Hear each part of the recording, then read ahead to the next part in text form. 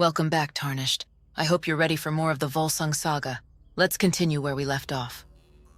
Now Sigi grew old, and had many to envy him, so that at last those turned against him whom he trusted most.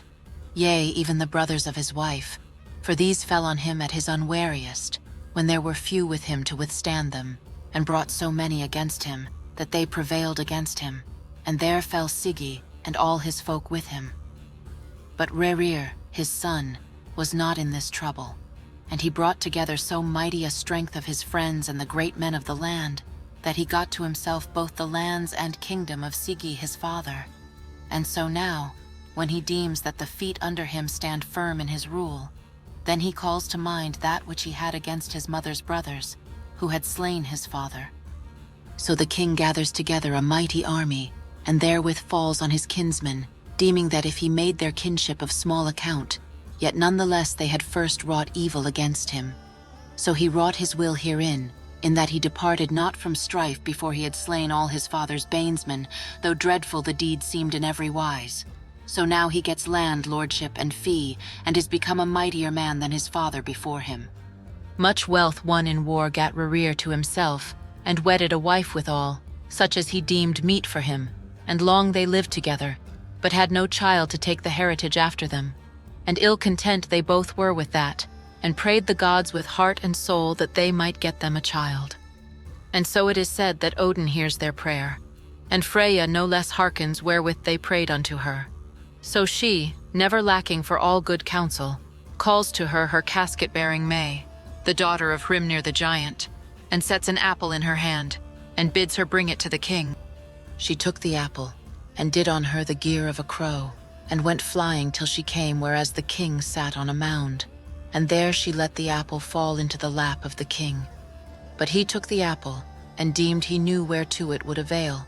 So he goes home from the mound to his own folk, and came to the queen, and some deal of that apple she ate. So, as the tale tells, the queen soon knew that she big with child, but a long time wore or ever she might give birth to the child. So it befell that the king must needs go to the wars, after the custom of kings, that he may keep his own land in peace.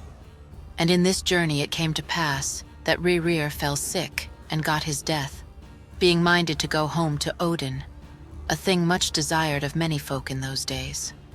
Now no otherwise it goes with the queen's sickness than heretofore, nor may she be the lighter of her child, and 6 winters wore away with the sickness still heavy on her, so that at the last she feels that she may not live long, wherefore now she bade cut the child from out of her, and it was done even as she bade. A man-child was it, and great of growth from his birth as might well be. And they say that the youngling kissed his mother or ever she died.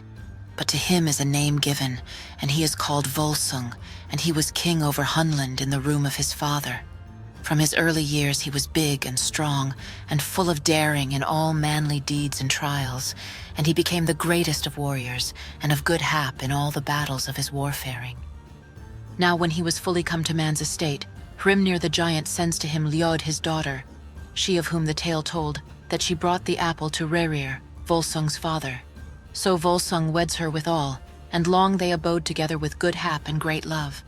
They had 10 sons and 1 daughter, and their eldest son was hight Sigmund, and their daughter Signy, and these 2 were twins, and in all wise the foremost and the fairest of the children of Volsung the king, and mighty, as all his seed was. Even as has been long told from ancient days, and in tales of long ago, with the greatest fame of all men, how that the Volsungs have been great men, and high-minded, and far above the most of men, both in cunning and in prowess, and all things high and mighty. So says the story that King Volsung let build a noble hall in such a wise that a big oak tree stood therein, and that the limbs of the tree blossomed fair out over the roof of the hall, while below stood the trunk within it, and the said trunk did men call Branstock. And that, Tarnished, is chapter 2. I'm tired again. Somehow talking is more exhausting than fighting to me. Come again later for chapter 3. What? You'll bring me clarifying cured meat to help me focus? You don't have to go that far, Tarnished.